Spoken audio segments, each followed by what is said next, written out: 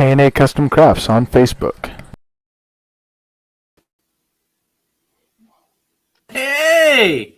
What's going on, everybody? Welcome to the Coast to Coast Entertainment Network. I am Ace, and you're watching another episode of Sports Minute. And tonight, let me introduce to you the gentleman that I'm joined with. And that's right, let's go ahead and start out with my main man, my co-host on the show, Mr. Big B. How are you doing tonight, my man? Hey, I'm doing good. To me, I think yesterday shows, if you haven't watched them, check them out. We've had some great interviews. Gonna have a good show tonight. And, you guys know Wednesday's my poker night.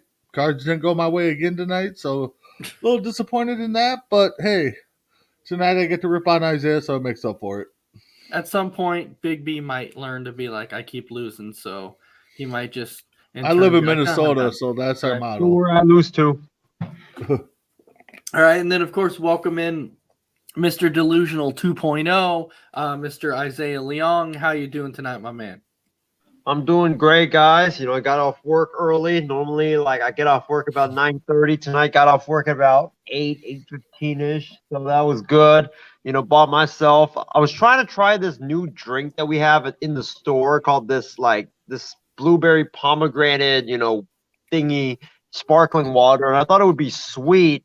Turns out it's just water that smells like blueberry and pomegranate combined with no sugar or nothing. I thought it would be kind of like a Sprite type of a thing, but it's not that good. I'll say that. Then welcome in our first viewer tonight, which is Christy Wilson. All right, well, I'll tell you what. We have some great topics tonight. There were some topics that I've been waiting for that I'm like, I can't wait to get to because I had a lot to say on them.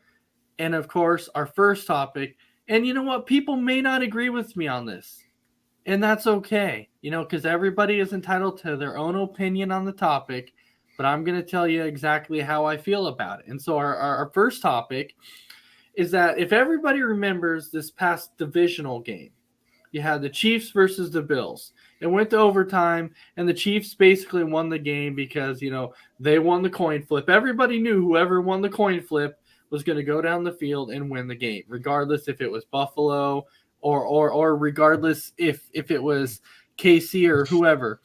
We already knew whoever won the coin toss was going to win that game. We knew it. So with that, and people are telling me that, that the Bills could play defense, and I'm not saying that they shouldn't have. But my point is this. I completely disagree with the overtime rule.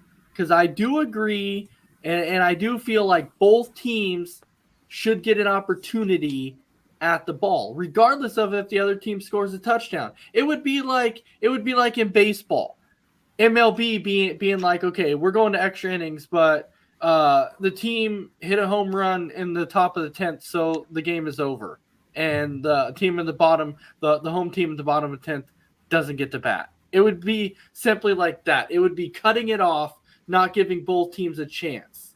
And that's kind of why I'm like, I feel like in football, they need that. So let me clarify this to all the viewers out there and everything. I'm not a Chiefs fan. I'm not a Bills fan. I'm simply just saying, in general, they need to change the overtime rule, and they need to make it to where if you score a touchdown, the other team still gets a chance. If you don't want to do it in the regular season, that's fine. But at least make it in the postseason.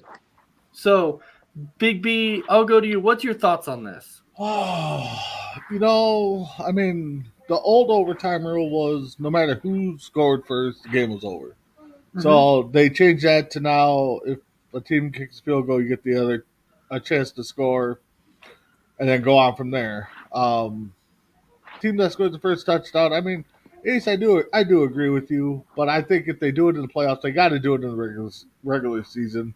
They got to be consistent with the rules. A buddy of mine talked to me about it, and his idea was let them play it out. The whole 15 minutes, and if the game is tied after that, then you go into like a sudden death field goal. Bring your kickers out, let them kick, starting from like the 30 and move it on back. And he said that too. Just do that for the playoffs. It's like, no, if you're gonna make changes, you gotta do it for both the regular season and the playoffs. I'm not opposed to giving the other team a chance. I think they should. If the NFL does change it, I'm okay with it. But I really do think they need to change it. And like you said, Ace, give them another chance because, like in baseball, team scores in the top of the 10th, you get a chance at the bottom of the 10th. Exactly. NBA, they play the full quarter, and if it's tied, they go to another quarter. Hockey, they go 4-on-4, and then if the game's tied after that, they do a shootout. What other sport am I missing here? I think that's all of them. I think soccer does a shootout A after. soccer does a shootout. Yeah, Yeah. so I mean they gotta be consistent. I kind of hope they do change it to each team gets the ball at least one time, no matter what the score is. But again, I'd like to see them play the whole quarter and maybe toy with the idea of having a kickoff, field goal kickoff at the end. I don't know. No, that was the only reason I brought up the baseball thing because Mm-hmm. when people are like, no, they should keep it like that. Okay, well, if you're going to keep it like that, then why not in baseball be like, okay, well, the game's over. After the top of the 10th, if a team hits a home run, Yeah. I just think it would be like the same exact thing. But then, a lot of people in baseball have argued, well, that's not fair for the home team to get the last ups in the 10th, win the game, and then the other team doesn't get a chance to react. That's how baseball's been since day one. That's my point, though. Yeah. That's my point. So how's it fair in football then? How's it Well, no, fair in the NFL? But football has changed. They tweaked it, their playoff, or they tweaked the overtime rule just a little bit to where now you have to score a touchdown and the game's over. I get that. And I would be opposed to them letting the other team, score or after a touchdown, give them another chance. I wouldn't be opposed to that. So Well, it definitely needs to change. I'll tell you that. So, Isaiah, I'll go to you. How do you feel boy. about the current overtime rules? This is the NFL, not the NHL. Well, I think You okay, John? I think what I've been the horses last NFL weekend, football. I think what the NFL should do is I agree with you guys. I think that the overtime rules need to be changed. I think that if you give one team an opportunity to go and score, the other team should have an opportunity to match. I think what they should do is this. I think it should be like this. I think it should be if, let's say, the team that wins the coin toss, right? They go down the field, they score a touchdown. I think the other team should be given an opportunity to score a touchdown. If they can't score a touchdown, then the game is over. I know it's going to take a long time, but still, like, you need to give the other team an opportunity to try to match what the other team did when they went down the field. So I think they should do the same thing that they do for field goals. The team kicks a field goal, then the other team gets a chance. They get to kick a field goal, but do it for touchdowns as well. And then let's say the other team, which in this case it would be the Bills. Let's say the Bills score a touchdown, then you have a sudden death. Whoever scores first, whether it's a field goal or a touchdown, wins the ball game. Absolutely, and that's what I've always said. Is that's the way it should be, because I've seen too many teams who play their butts off getting back in a game. Play their butt. Both teams back and forth. especially that game. Yeah, that game was crazy. Back and forth. Chiefs get the ball in overtime. Bam, it's over. And Buffalo's like, really? I don't even get a chance. And it's like, no. And so I completely agree with that. So, John, what's your thinkings on that? My problem is though, obviously the Bills defense, they all need to send an apology letter to Josh Allen, a handwritten 30-page essay to Josh Allen, because if the defense, and I'm not talking overtime, if the defense didn't play like crap, like wet diarrhea, the Bills wouldn't be in this position. But I don't necessarily have a problem with the overtime rule because we didn't talk about this last year or the year before, to the magnification as we are now. So why all of a sudden do we want to change it? Why didn't we change it years ago versus waiting to talk about it to now? Well, that's my only issue. We actually did, though. They haven't every year, though. No, they haven't. It's actually been talked about before. When it happened to the Chiefs against the Patriots, it was brought up to where the Chiefs were like, okay, well, New England won in overtime and we never touched it. So I think we should change the rules. The Chiefs actually brought it up, and Ooh. they were the first team to do it. And then the NFL was like, no, I don't think so. And then it happened a few more times after that, and it's happened like four or five more times. And now everyone's like, okay, we do need to do something because it's causing.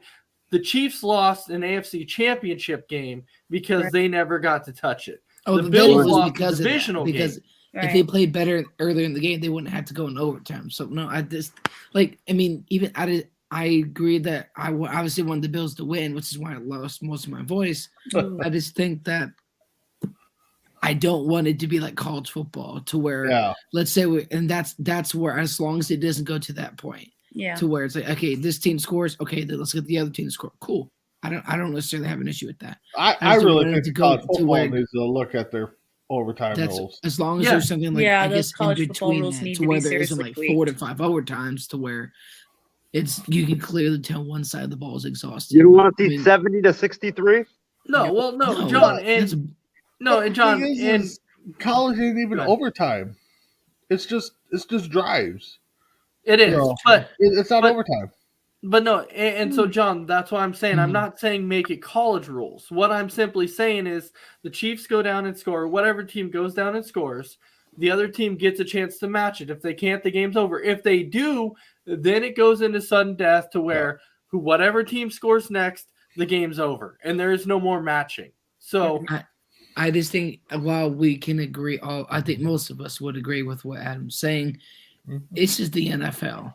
Like they're like that stubborn child, the stubborn brother. Well, if you mention it for many years, and while I think most of us here would love for it to change, but again, the NFL is literally trying to change a rule in the NFL like that. Well, it takes a while. Yeah. no, I do. I just that's why I want to talk about this rule because Well- I think it's going to be talked about. I think it's going to be something that's going to be brought up again.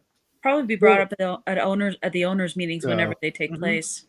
Well, and here's the thing: the Bills didn't lose this game because they didn't get a chance.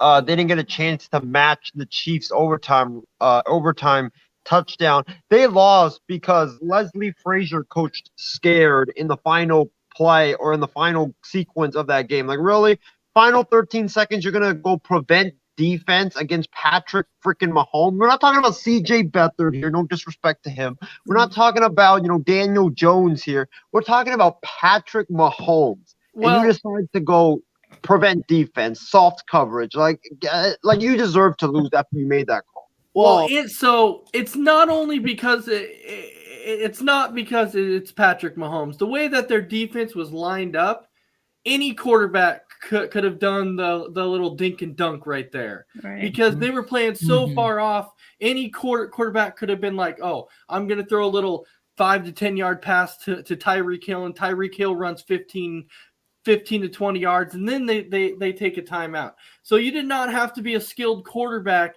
in order to complete that pass for how far the Bills defense was playing off.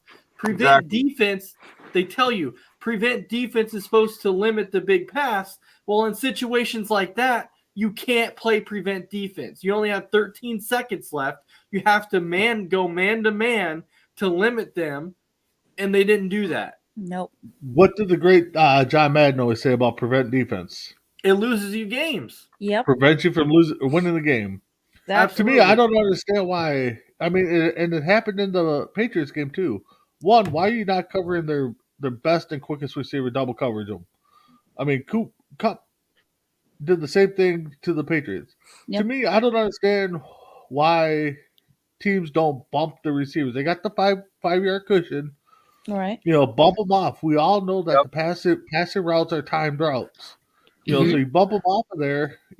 Granted, Mahomes is a running quarterback too. So if his timing's off, he's going to run. Which is scary. And let me clarify something just really quick, John. So let me clarify this really quick, because there has been a lot of people saying, okay, well, if the Bills would have squibbed it, here's the thing about that. People can come out and say, okay, well, if the Bills would have squibbed it, it would have ran time off the clock.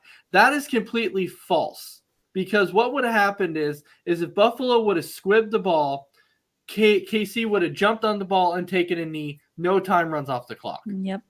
And so you're giving them the ball even closer, because that's all they're going to do. They're not going to pick it up and run with it. They're going to jump on top of it and take a knee, be like, we're down right here. It takes no time off the clock.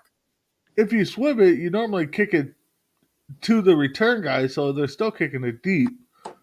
So they probably won't get it at the 25. They probably get it at the 15 to 20 yard line.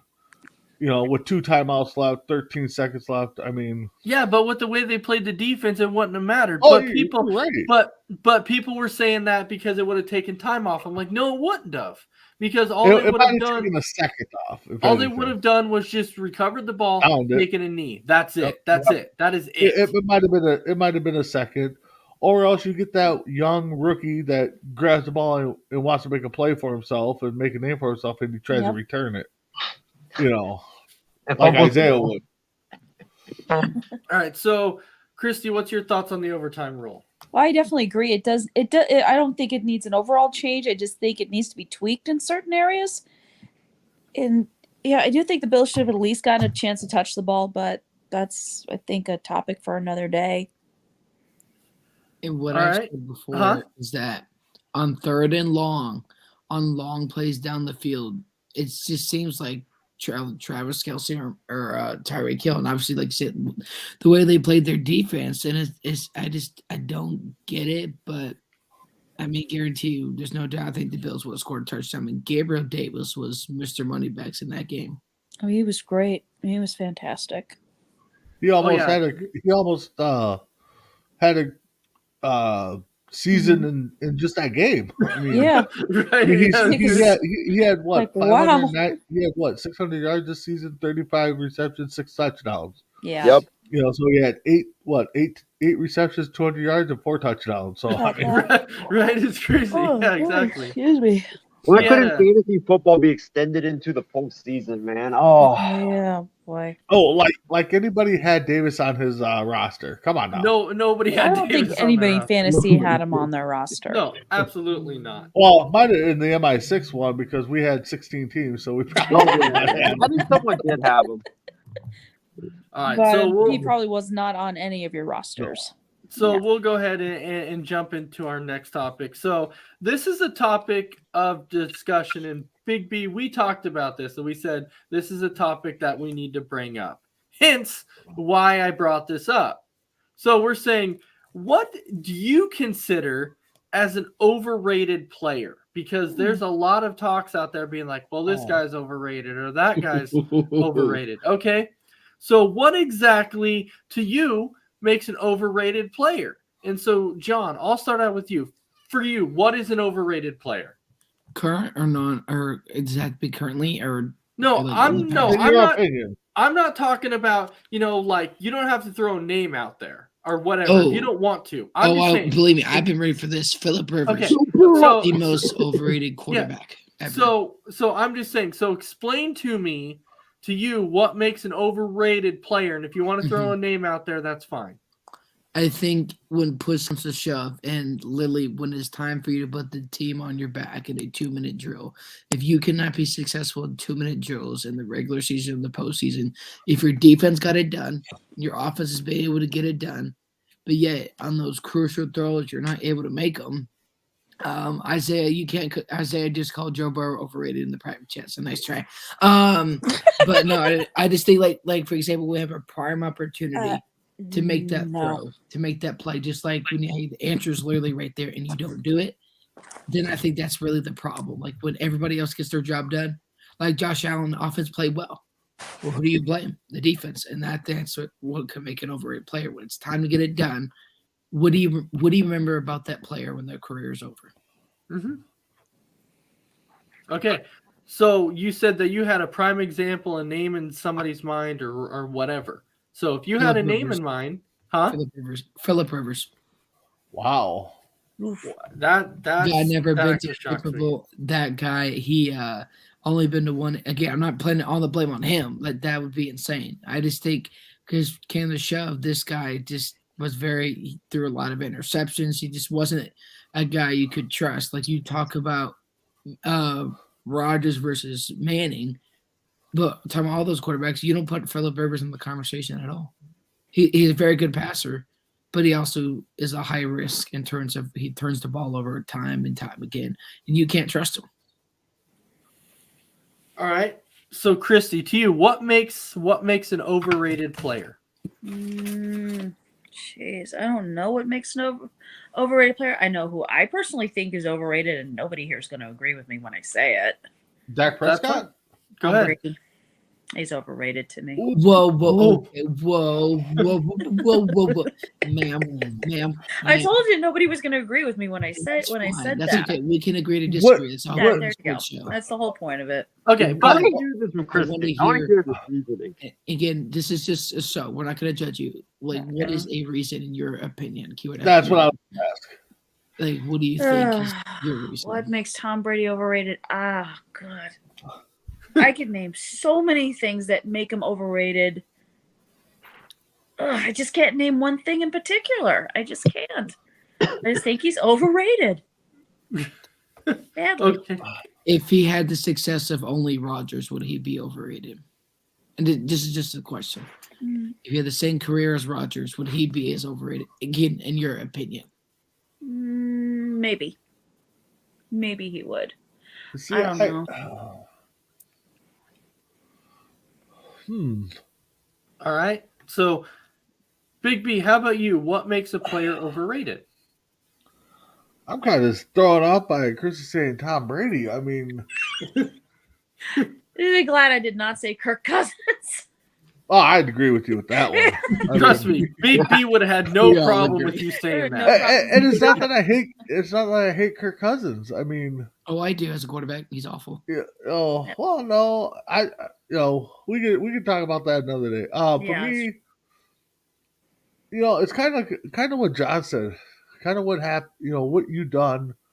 And that's why I can't put Tom Brady in that category because he's done a lot with a lot less talent than most quarterbacks. Now, Chrissy, you're definitely probably not going to agree with me on this one. No, probably not. Romo. I really think Troy Aikman's overrated. Yep. Yeah. Now, Ooh. now Oh, hold I on. got a good one. Michael Irvin. Ow. He's overrated. That whole Dallas Cowboy team, if it wasn't for the Vikings, you don't have nothing. Absolutely. So see, no, and Big They B, were good together. Don't get me wrong. Right. They're good together. You can't win championships if you don't play together. But you're right though. You're right though because overall, Carson Palmer's numbers overall are better. But accomplishments, it's Troy Aikman. Exactly. And so when Big B is saying that too, I've always agreed with that. And the reason I've said it about Troy Aikman before is because look at the team that Troy Aikman was on. Right. He was on a team that was stacked with Hall of Famers. Yep.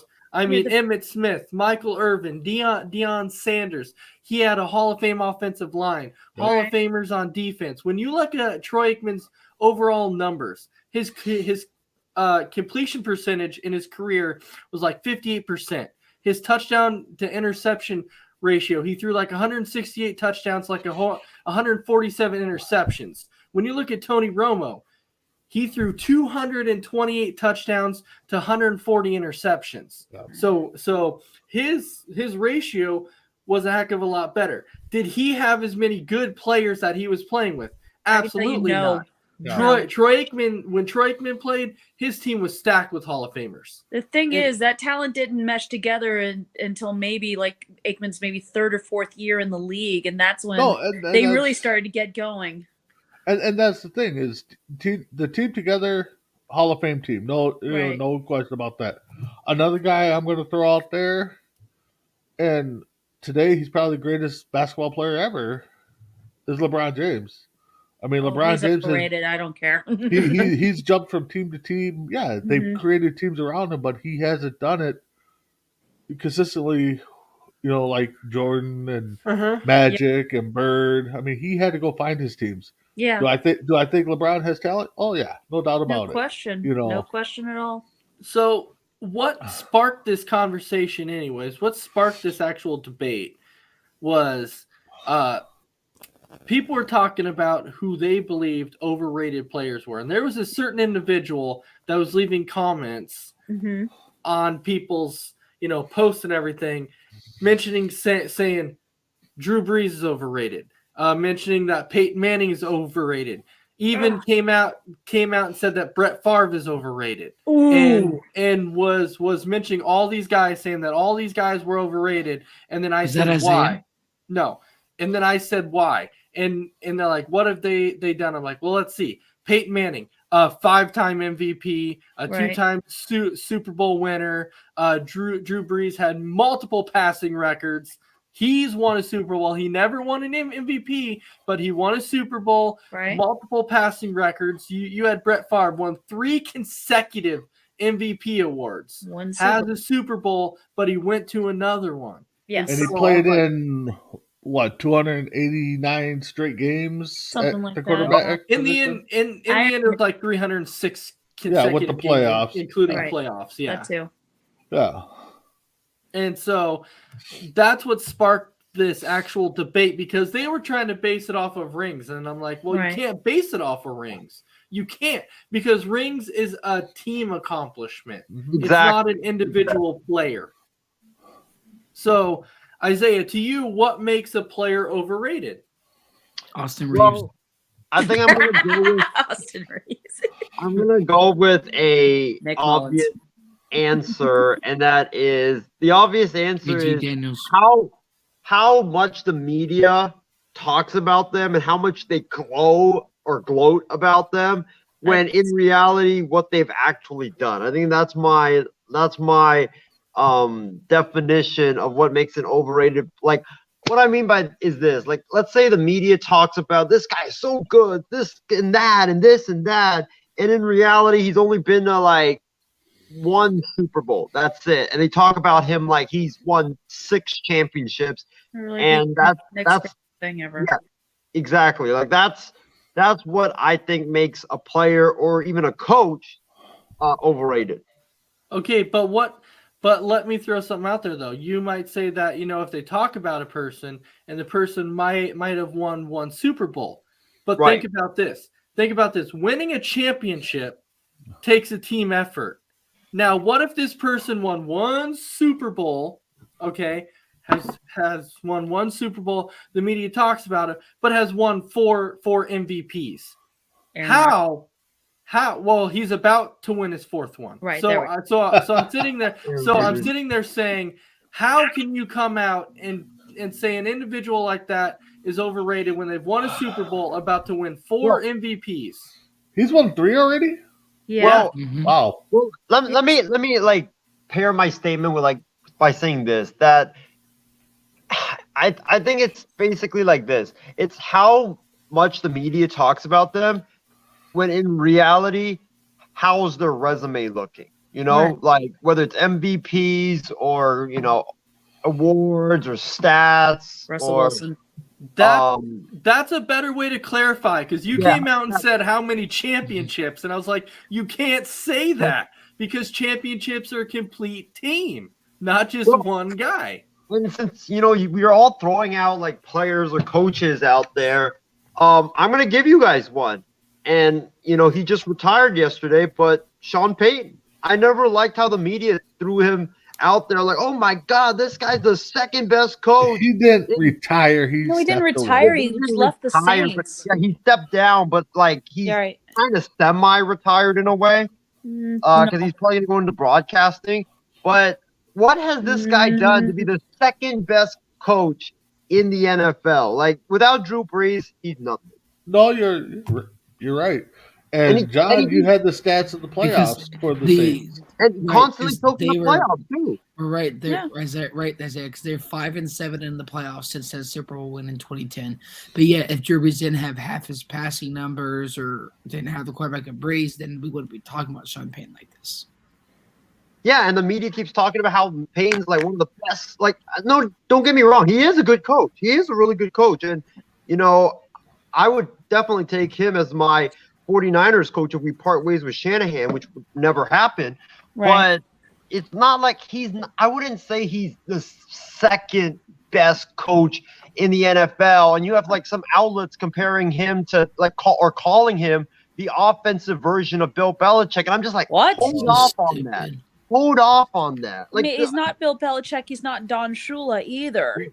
He's none of those. So I'm just glad that you clarified that, Isaiah, because I was actually about to mention Dan Marino also, and I was going to say Dan Marino Jim Kelly? has never won a Jim- ring, and there's no way that you can come out and say that Dan Marino was overrated because he's never won a ring. But before Brett Favre came along, Dan Marino had every passing record that there And was. Brett There's Favre no started way. breaking him. Yeah, there's no way that- that Dan Marino was overrated. There's no I mean, then freaking way. you got Jim Kelly. 4 straight Super Bowls. His kicker lost him a Super Bowl or two. The defense fell apart. Yep. Yeah. Or went up against the Cowboys twice. And Which lost. Which I will tell you, that'll probably never happen again to where you're going to see a team win No. 4 consecutive Super Bowls. No, there's just too much parity in the NFL. It's impossible now. Well, That's I with mean, the the Caps Chiefs are situation. one game away Yeah. from going to 3 consecutive. So Yeah, unless Yeah, you're that's the true. Chiefs, exactly. I wouldn't say it's too far off. I mean, No, Well, I but don't think it we're is, not but gonna it's just see it. hard. I mean, I just think that we're not going to see another quarterback like Mahomes or No. like a Brady or like nobody in the NFL right now, or at least that comes super close, has a Maybe as not great in of my arm lifetime, as at Mahomes least. in terms like their arm talent, like the deep ball, and it's really hard to get them outside. Well- Now, guaranteed that could change in the next 2 or 3 years, but for right Well, now, I'll tell you though. You look at this AFC right now, coming in next year. This AFC side is stacked when you talk about quarterbacks. Yeah. With Joe Mhm. Burrow, Justin Herbert, Josh Allen, Patrick Mahomes. I mean, you have soon to be quarterbacks that Aaron are Rodgers. that you have quarterbacks that are coming in there that are just getting like that. AFC is gonna get stacked with young talent at quarterback, and so Yep. you're never gonna know who's gonna win anything. You're Right. not, because it's gonna be so competitive right now. I mean, right now, okay, there's talk Brady's going to retire. Rodgers is uncertain. Right. Ben's retiring. So, longest tenure quarterback right now in the league, what? Cousins, Carr, Wilson. Prescott. I think it'd be Wilson. Wilson. Wilson, he's in his Russell early Wilson. 30s. up there. Yep. So, I mean, every team's got a young quarterback now. Yep. I mean, Yep. Trey Lance. They're going. They're He's not a going. quarterback yet.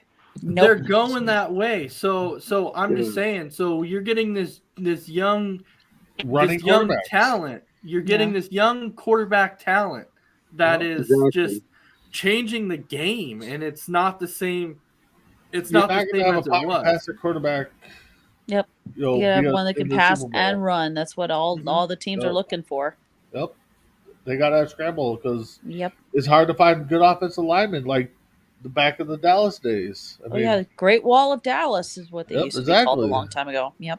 Packers a few years ago had a nice, solid offensive line. Yep. You know, it's hard to find good offensive line help. So It is. It really Yeah. is.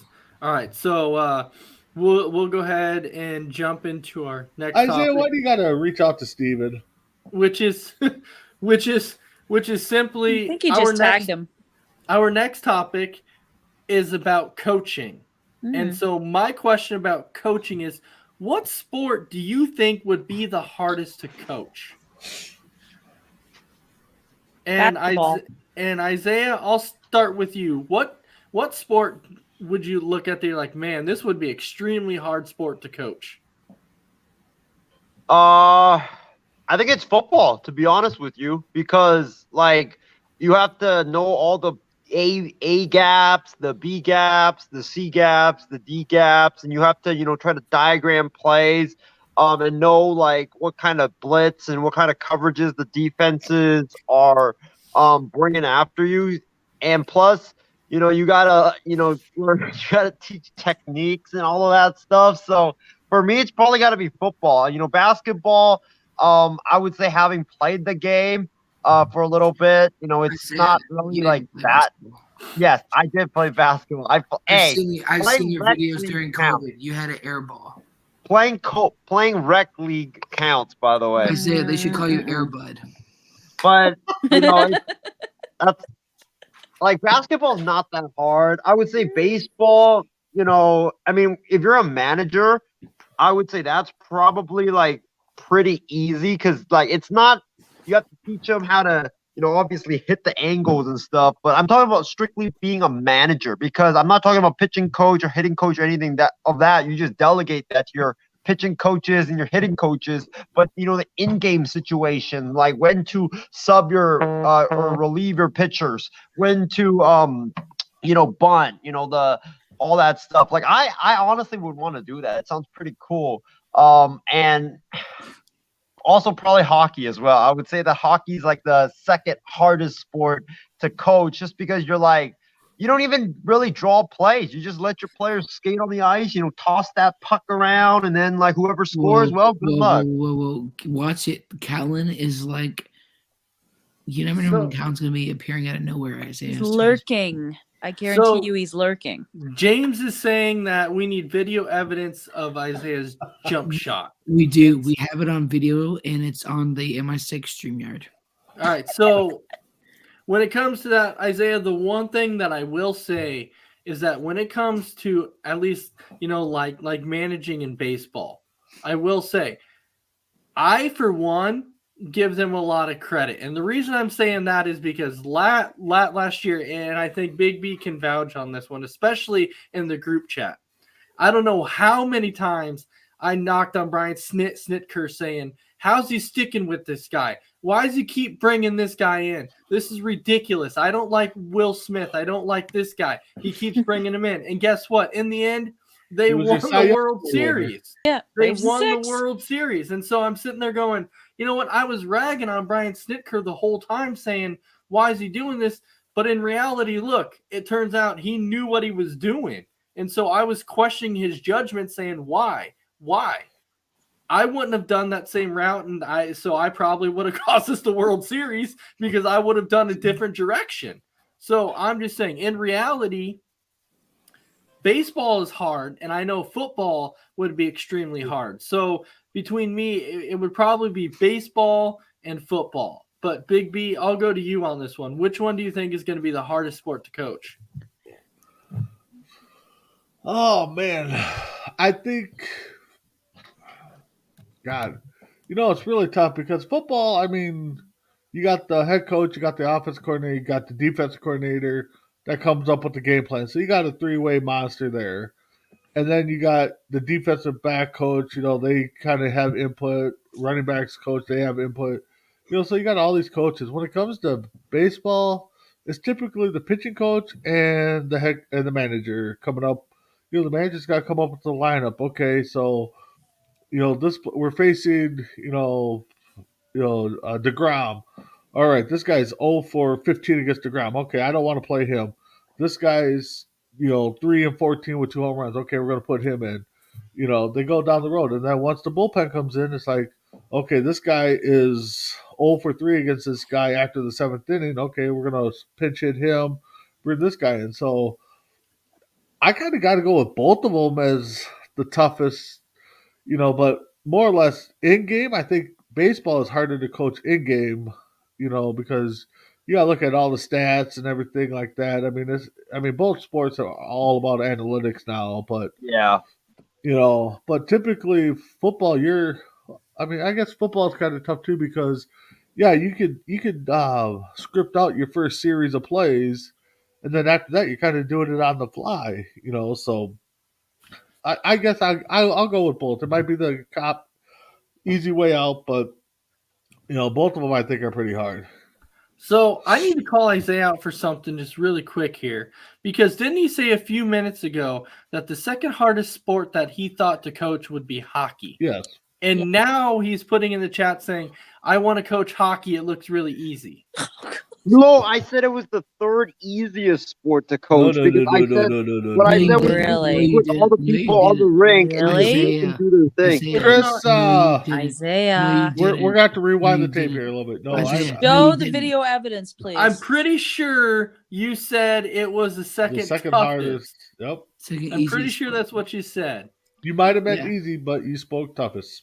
Hey, I wouldn't mind, coaching hockey because I know a thing or two about skating on the ice, having done so. Isaiah, Well, you know Isaiah- nothing about Isaiah, hockey. You know Isaiah, nothing about hockey. Isaiah, we've Vancouver seen the Isaiah Blues, Rose- Dallas we've seen the- Jets. We have seen the Isaiah Rosses videos. You do not know hockey, The and Detroit- I don't. The Detroit Detroit Red Red Wings. Hawks or Red Why Wolves not? or whatever he called them. Something. You Dallas. Yeah, I don't know what he mean, called them. Moreau makes a good point. Football hard, because of injuries and stuff. You're right. It Baseball can can be, have yeah. any sport, but again, Yeah. football you have 56 guys on a roster. The chances of you losing 4 or 5 offensive linemen is slim to none. Yep. You could probably lose 2 quarterbacks before you lose 4 or 5 offensive linemen. So I mean, That's I get true. it. It is tough. I mean, like I said, both of them I think is pretty tough to coach in game. Yeah, but I did see it once though. I did see once in baseball to where they're and this was Atlanta Braves. This was like years and years. I think it was like 7 years ago when Chipper Jones and all them played still. So at the time, Chipper Jones was hurt at third base, and then their shortstop, which was for call at the time, got hurt. So at Ooh. this point, and then they didn't really have anybody to come off the bench and play that because they had 2 bench players hurt. So at this time, Bobby Cox is just like, all right, what do I do? And so he had to take a few of his outfielders to be like, who's going to be the best, and had to take Willie Harris and stick him at shortstop when the guy never had experience at shortstop. Jeez. And so I'm sitting there going, you have to figure out how to mix and match these players when they get hurt either. So I'm thinking, I'm not saying that baseball's the hardest. Football's definitely there, but I think if anything, it would come down between MLB and NFL for sure. Those to me would be the two hardest ones. And so, I mean, if you're factoring in injuries and stuff, then yeah, football is definitely probably the hardest because you got to figure out who can play. But again, like you said, Ace, I mean, you get down to your bench in baseball, 3 guys go out and you're like, oh, okay. Need my closer to come in and play catcher. Need to move my catcher to shortstop. Need to move right. I need my long relief to come in and play left field because we can't put Brandon out there because he's 400 pounds, so he's got to go play first base. And, Oh. so yeah. So, I mean. All right. So, John, I'll go to you. What sport do you think is the hardest? I think football and hockey. I think and again, I don't know much about hockey, but I know I would be a great coach for the Vancouver Blues. I mean, I would probably be their first and only option. Yeah. Because I don't know much about hockey, but I do know it's really hard to repeat like championships back to back versus True. like I'm not saying it's easy in basketball or football, but we look at basketball for a couple of years. There's Golden State in Cleveland, Golden State in Cleveland, the NFL. It was the Patriots, or it was like, let's say Seattle for a couple of years at the Legion of Boom. But with maybe hockey, I guess it's a little bit different. I think football also, outside the injuries, again, this maybe happens in other sports too, is the ego. There's such high egos. When you have Antonio Brown type egos with your football players, how are you going to manage that as a head coach? And some guys really just don't. No, I'm right there with you. It's so complicated to figure out exactly which one is the toughest. So, Christy, which one do you think is the toughest? If I would go between basketball, probably baseball too. With baseball, there's so much going on, so many moving parts with managers and everything. Even though I think there's one comment here. Yeah, from James saying baseball managers are being taken over by analytical nerds, sadly. yeah. So yeah, that's Yeah. They are. And They are. in basketball, when it gets to NBA, you've got so many, get these guys making a ton of money and just huge egos. It's like, how do you keep that under control?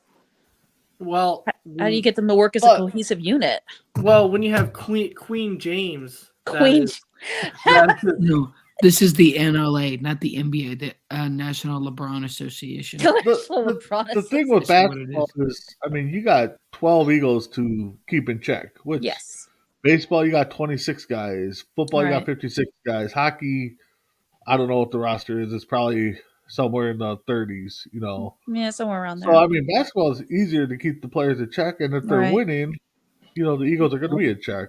Mhm. I think basketball is probably the easiest sport to coach and the easiest sport to probably repeat in because we've had so many repeat champions over the Lakers, years. Warriors, Yeah, exactly. that sort of thing. You know, so and if you keep the guys all together, you know, you're gonna have a solid team every time. Yeah.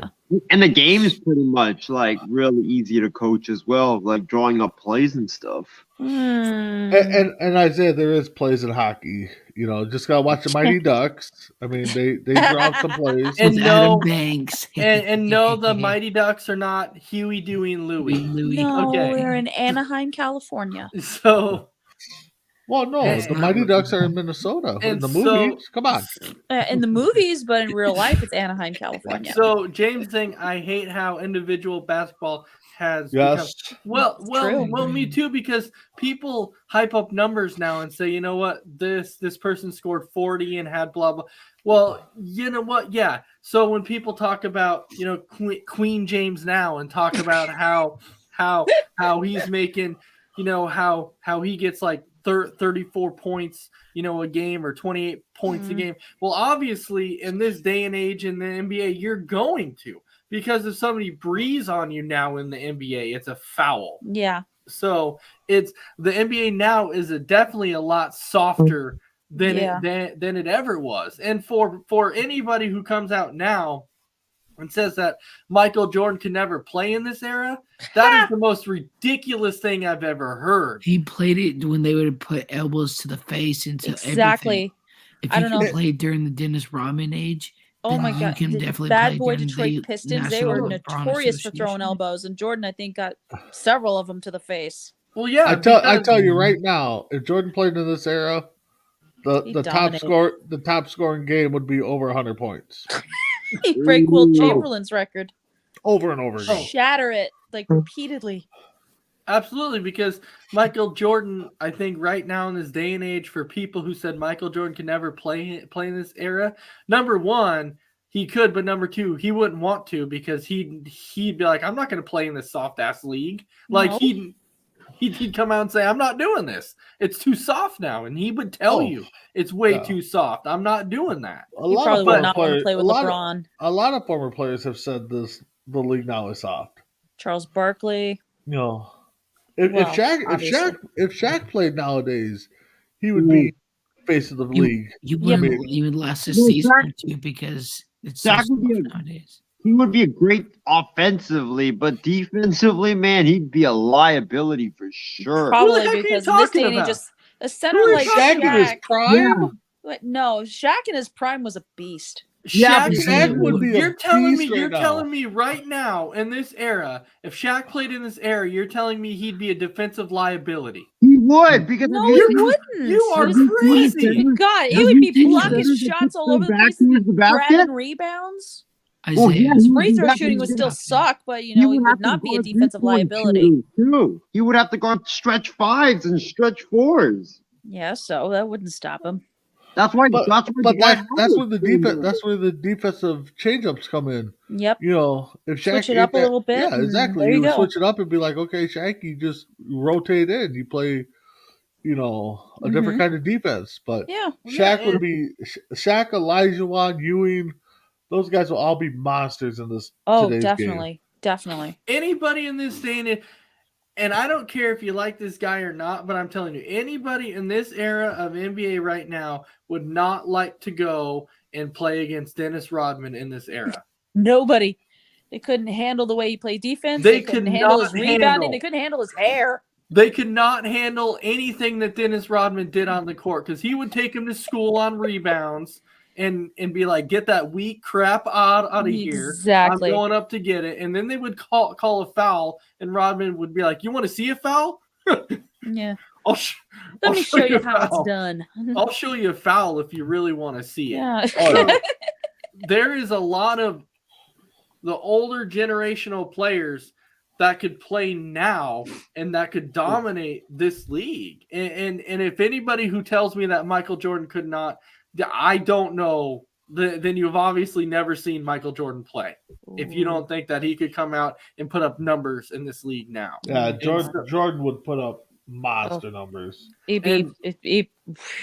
would take the 6-time defending champs Chicago Bulls against any team this day and age. I'd take the Bulls over any absolutely. team that has LeBron on it. So Jordan would school him. So James saying Curry has made everyone think that they can make three-pointers. Yep. And actually, to clarify, he technically did. And so that's why now when people are actually scoring a lot more points a lot faster and getting to 10,000 career points and like 15,000 career points, you're going to do that a lot faster now, simply due to the fact that the 3-point shots are there and they are no longer a novelty shot. Back then, it was more of a novelty shot. It was, because Larry Bird, he never shot threes back then. Wilt Chamberlain, any of them, they never shot threes because they were novelty shots. They weren't there. Back in the day, this generation's Kerr would have been Reggie Miller. I think Reggie Miller is the one that shot the most threes back in the day. Yeah. Especially if he was going up against the New York Knicks, he was torching them with 3-pointers. Him and Spike Lee jawing each other in the Garden. Wow. Well, but now that's why like centers, back to the basket centers are gone goodbye from the NBA now. Yeah. Because everybody's just shooting threes, and these guys that usually just make their money in the post, they have to go and guard centers, and they just can't do it anymore. That's what Dwight Howard played with. So to clarify, the reason why I'm saying now how Michael Jordan could put up all these astronomical numbers now is simply because when you look at it back then when Michael Jordan played, and he constantly had, 40-point games, 50-point games, and that was in an era to where fouls were barely called. Yeah. Like, it was hard to get fouled back then, but now you had to have a hard foul. But now with the way that they call fouls now, ticky-tack. You take that 40, 50-point game and you're adding 20-some points to it because of how many fouls are called. And so that's why we're saying he could score like 70 points because you have to add more to it. Yeah. Because of all the fouls. Jordan would be a very scary player if he... He would be. Oh, absolutely. I mean, he might not have the rings or whatever, because that's hit or miss, but he would have the MVPs, he'd have scoring titles, he'd probably have assist titles. Yep. He was maybe great defender. Maybe a couple of Defensive Player of the Year honors, maybe. Yep. Maybe a couple of them.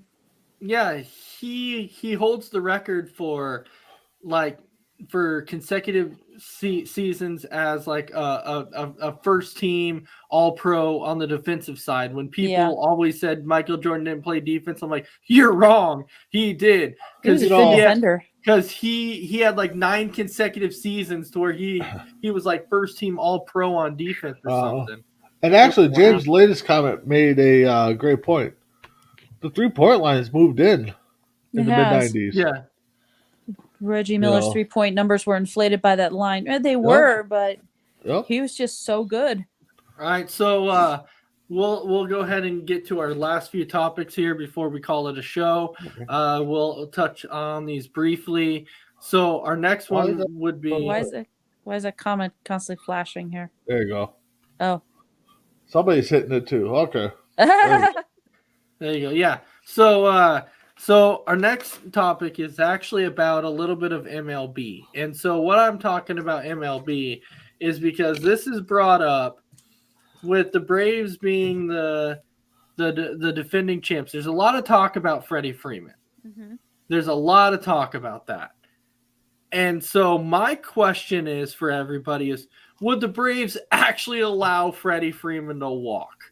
And I'm saying no, but there's people out there who are like right now the Braves are walking a tightrope with Freddie Freeman because they haven't offered him that extra year. Well, they've offered him the year he wants. They haven't offered him the money yet. They've offered him 130, but he wants 180, and they haven't given him the 180 yet. So people are like, be careful because one of the bigger teams are going to step in and do it. And so, Big B, I see you shaking your head going, eh. So do you think that, the Braves could potentially allow Freddie Freeman to walk? I don't think they're going to intentionally let him walk. I think he's going to, like you said, he wants 180. He's sticking at that price. The Braves right now aren't coming up to that price. Maybe when the lockout's over, maybe we see something different happen. I really, and Ace, I'm not a Braves fan.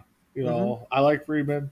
I think he should stay. I think actually anybody on the Braves team last year should re-sign with them, and let's go for a repeat. Because one is hard to do in baseball. I'm telling you, and honestly, I ain't gonna lie. I actually enjoyed the '90 Braves when they're in it every year. They struck out a few times, but I mean, I loved watching Maddox, Smoltz, Glavine, Bobby Cox, Fred Chipper McGriff. Jones. Yeah, exactly, all those guys. Yeah, and they got the one title in '95. So, but so if the Braves make that mistake, I mean, yeah, we're gonna see him get $182 million for whatever years he wants from the Yankees, the Giants, the Dodgers, Boston. The fans will revolt, man. Like they will get mad if they allow Freddie Freeman to walk away. If Alex Anthopoulos allows Freddie to walk away, fans are not going to be happy. I can tell you that right now. They're going to riot. The only way they would probably not riot is if they went out and signed the next best corner infielder that can hit like Freeman. Well, Olsen. Who? Olsen.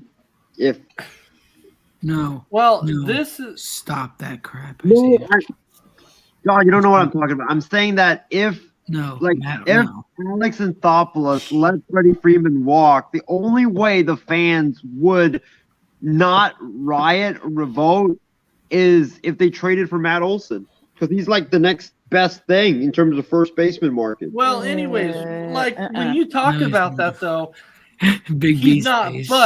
But the Braves are actually looking into that though. They have been, because they're like, if Freddie Freeman walks, like we have to have something, and so they have been. They're gonna have a backup, but something. I don't think he's it though. No, he's not. Is Matt Olson from Atlanta? Yeah, he is. He's from, Yes, he's not from Atlanta, but he's from Georgia, somewhere in Georgia. So I'm looking at that thinking, you know what? I don't know why you should be focused on Freddie, not worried about a backup plan. Yeah. You should not be like, well, let's look at Olsen just in case. I'm like, no, you should not look at Olsen just in case. You should be focused on Freddie Freeman, saying, let's re-sign Freddie. Let's get him back here. And I really hate to correct you. He's from Atlanta, Georgia. And so It's from Atlanta. Christy, do you think Atlanta would actually allow Freddie Freeman to walk out the door? No, I do not. He's too valuable and too important. I think once the lockout's over, I think they're going to come to some sort of compromise over what kind of contract he ends up getting. At least I'm hoping so. Yeah, I don't Keep my fingers crossed. I don't think Freddie will back off the 180, but Atlanta might decide to be like, okay, we'll give you the 180. Yeah, they probably. might. They What very if well they could. go? Because what was the initial offer? The initial offer was 5 years for 130. Ooh. Okay, so he wants 5 for 180, I believe, right? Yeah, he wants 5 for 180. So what if Braves? If you're Freeman, what if the Braves come back at 6 for let's say 145? So you get an extra year. Does that entice Freeman more? Well, no, because you're losing money though. That's right. But Freeman's gaining another year, and He's gaining a year, but you're losing money. Boy, this is tough. I don't. How old is he though? How old is Freeman? Isn't he like in his 30s? He's 31. But I don't think. I mean, but Freeman's not losing money.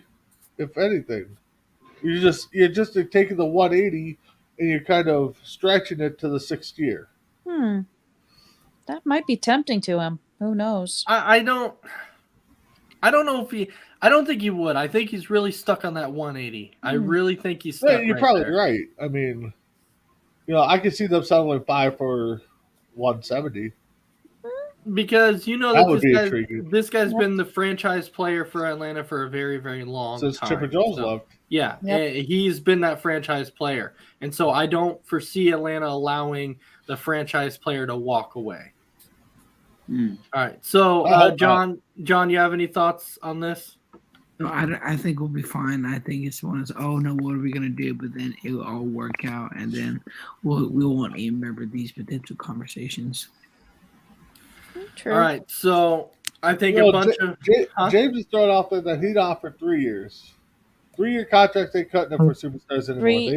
I They doubt want it. the 5+ year deals, which are 5 ridiculous. to 6 max, I think. Or 10. All right, so we'll quickly jump into our final topic, just really quick. We're not going to touch on it a lot. We're just going to give our final predictions, and then we'll go ahead and just wrap it up. So, Okay. Big B, your 2 championship games this week. Who's your winners? The referees and the fans. No, it's. I think it's going to be the Bengals and the I'm a Rams. Lions fan. I'm just kidding. Bengals All and the Rams. Bengals, Rams. Okay, Christy. Bengals and Rams. John. I'm saying the same thing as Kirsty, and if it does happen, I promise you I will lose my voice. Please don't do that. According to Callan the other day, I sounded like Batman when I was trying to yell at Isaiah for his sports. You actually do sound Batman. I am Batman.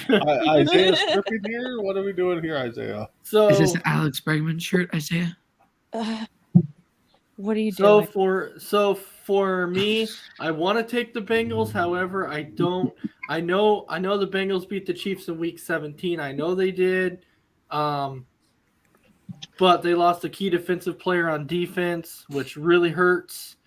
I don't know if they'll be able to beat the Chiefs twice. I want the Bengals, but I think I'm gonna have to go with the Chiefs and the Rams. As much as I don't want to. As much as I don't want to take the Chiefs because I don't want to see them there for a 3rd straight year, but I got to take the Chiefs, hoping that the Bengals will pull the upset. The key for the Bengals is to get on the Chiefs really quick, just like the Bills did, but not let up. So Isaiah does not get to pick the NFC side. He only he doesn't get to pick either side. Yeah, because his team's in the NFC Championship. he only gets to pick the AFC side. So. Isaiah, All right. What team are you taking in the AFC? Well, for me, I was thinking about this when you sent me the topics, Ace, and I was thinking about it because I'm kind of torn on this. I really No, you're not. Stop Come lying. on. Who says you're lying? Steve I Wilkos really- says No, you're come lying. on, just say it. Give me the Bengals. I can't pick Kansas City. You son of a butthole. You freaking butthole. You freaking Once- butthole. oh my God. No way. They can see it now. He'll be cheering. if Isaiah, San what does your Francisco team obliterates say the about Bengals Bengals winning? again? It says Oregon State. Yeah, Yeah, what's that got to do State with Oregon? Beavers. Sorry, John. Isaiah just picked the I can't Bengals. pick So. Listen here, you son of a gun, because my brother's sleeping and I wish I could scream right now. My voice isn't that high yet. I picked the Chiefs to begin the week, but I was like, nope. Jeez. The Bengals. They're going to have to rebuild next year because of you. Thanks a lot. Yeah, we're gonna say, well, why did the Bengals lose? Is all Isaiah's fault. Well, so I'm what's blaming gonna on end up happening because Isaiah decided to pick the Bengals is for Right. somehow, some way Joe Burrow's gonna get hurt again, And then everyone's going to be like, because Isaiah decided to pick the Bengals is why it happened. And then we're gonna all go find out where he lives, and we're gonna hunt him down. Oh, I know where he We're lives. coming to get you, I Isaiah. did visit Cincinnati back in 2018, and that led the Bengals to going 2-14. So And you said Andy Dalton was the best quarterback then in the NFL in but he 20. got hurt that year too. That's Uh-huh. crazy. Okay. So anyway, we will go ahead and we'll just go ahead and give our final thoughts here. So Imy's also saying Rams. She's taking her. And the only reason, like, I really want the Rams to go because I would feel so good for Matthew Stafford. Yeah. This would actually show people, why the Rams traded for him when people doubted Stafford for so long. Yeah. And I said, nobody really knows how good he is. The NFC North knew. The NFC North teams knew it. And the fans knew it. Detroit didn't know it. Huh? Detroit didn't know it. No, Detroit did not know it. They But took the it for other granted. three teams, Green Bay, Minnesota, and Chicago, all knew how good Stafford Right. actually is. And so now people are actually seeing it. This is the Stafford that people actually get to see. This is the Stafford that I said, watch out for. You give this guy a team, he's going to be a scary quarterback. And he's proven now he's a scary quarterback when he has players around him. The one thing I disagree with is a lot of analysts and stuff are saying, "Oh, Stafford's got the monkey off his back now." He showed that he never had the monkey. He just didn't have a good team with him. I mean, it'd be different if you had the 49ers of the 90s that couldn't do nothing with them. Okay, now you got the monkey off your back. But right. he had the Detroit Lions. Get this monkey off my back. Right. The Detroit Lions. Yeah, Well, he did get the monkey. Detroit He Lions. did get the monkey off his back. It was leaving Detroit. That was his monkey. Right. Yeah. That was the monkey off his back, yeah. That was the monkey's already off his back. And I don't blame Stafford for telling the Lions I don't want to be here anymore. That's true. Like I really don't blame Yeah. him. Oh He yeah. was like, Yeah, enough screw is you, enough. Detroit. I'm tired of this. Screw you, Detroit. All right. So we will give our final thoughts. So Big B, I'll start with you. Your final thoughts. Thanks for everybody for hopping on. Chrissy, John, always nice to have you guys on. James, good to see you in the comments. I think there's a few other ones. Good, always good to interact. And I know we didn't touch on it a little bit at all, but 2 years ago today, lost number 24, Kobe Bryant, number 8, Kobe Bryant, and his daughter and 7 other people. So rest in peace to those guys. Prayers still go out to the families and all the fans and stuff like that. So it was a tough day today, but we all got through it again and, ready for the weekend. All right. Isaiah, any final thoughts? My final thoughts is that, it was a tremendous show. Thanks to Christy for hopping on, John for hopping on with us, and also thank the fans for tuning in. I don't know how many more of these shows I'll be able to do because I know J-Mac might be coming back soon. So we'll see. But I want to echo what Big B had to say. We didn't touch on it, but today was the second year anniversary, the third year anniversary of the second of Kobe Bryant and his daughter, and all the people that were also in the helicopter. Their tragic passing. I remember when I first heard the news. I got out of the shower, saw a friend post it, and I was like, Don't be pulling my tail on this. And I was really hoping that TMZ saw the article, really hoping that TMZ would be some, just garbage nonsense. But it turned out to be right. And I remember just, breaking down in tears because this guy was, one of my role models growing up. And the reason why I followed the NBA was because of him. So it was a sad day, but we did get over it. And, now looking forward to not working tomorrow because it's my day off tomorrow, first time in about 4 straight days. 2 days. You had a day off on Tuesday. All right, 2 days. Yes, 2 days. But 7 out of the last 8 days. All right. And then, John, any final thoughts? I'm just happy to be on, and I can't wait till I stop sounding like Batman because this morning I almost lost my voice, and I nearly saw the bat call on my way to this move earlier. All right. Christy, any final thoughts? Oh, just thanks for letting me hop on and be a part of the show. And it was a horrible day when Kobe Bryant passed away. May him, his daughter, and the others, and rest in peace. All right. So, yeah, thank you, everybody, for watching. Thanks, all of our viewers. We definitely couldn't do this without you. Thank you, Big B. Thank you, Isaiah. Thank you, John. And thank you, Christy. And then, of course, thank you, Crispy Bacon, for our background. We could not do this without you. Maybe you'll have some crispy bacon ready for us when we're all done here, and you can ship off some bacon. Okay. As long as Isaiah ain't making it. Yeah, Ooh. Isaiah can't cook it. No. So with that, I really hope everybody has a fantastic night, and we will see you next week for another episode of Sports Minute. Have a good night. Good night.